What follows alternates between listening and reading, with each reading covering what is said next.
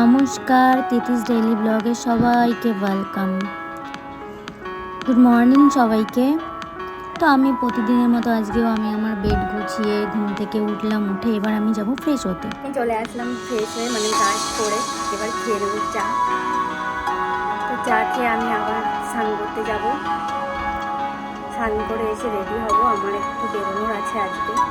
এটা নিয়ে নিয়েছি আমি একটু আদা চা, আর নিয়ে নিয়েছি তার সঙ্গে 1 ডিব্বা বিস্কুট।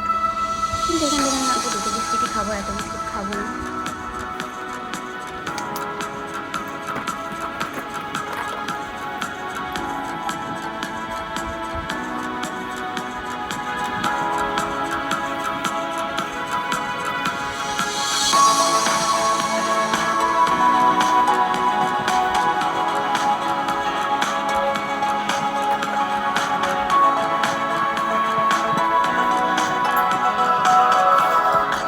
একা কেন খাবো, তোমরাও একটু খাও সঙ্গে।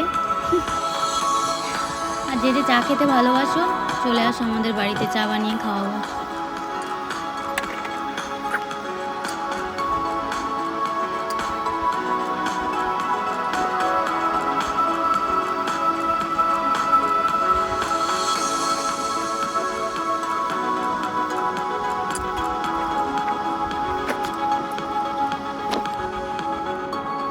তো এবার আমি স্নান করতে চলে যাব। স্নান করে চলে আসলাম। আজকে হাতে একদমই টাইম ছিল না, তাই আমি কোনো রান্নার রেসিপি দিতে পারিনি।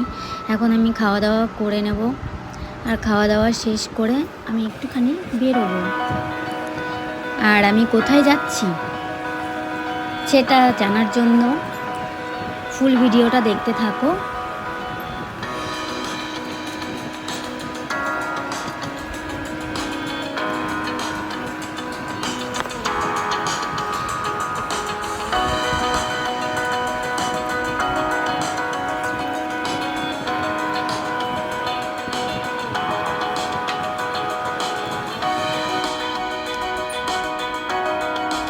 তো খাওয়া দাওয়া শেষ করে আমি এবার ফুল রেডি হয়ে নিলাম, কারণ আমি তো বললাম আমি বেরোবো। দরজা দিয়ে দাও। তো আমি বাড়ি থেকে বেরিয়েও পড়লাম।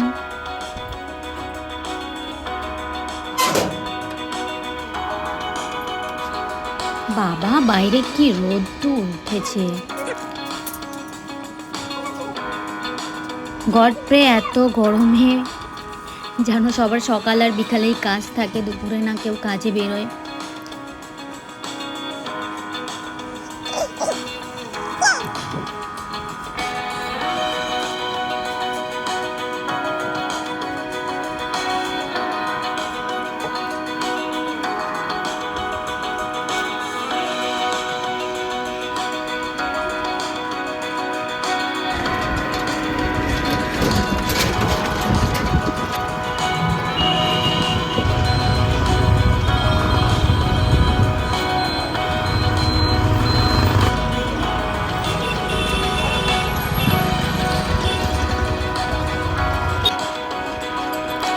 হাতে টিকিট পেয়ে গেলাম।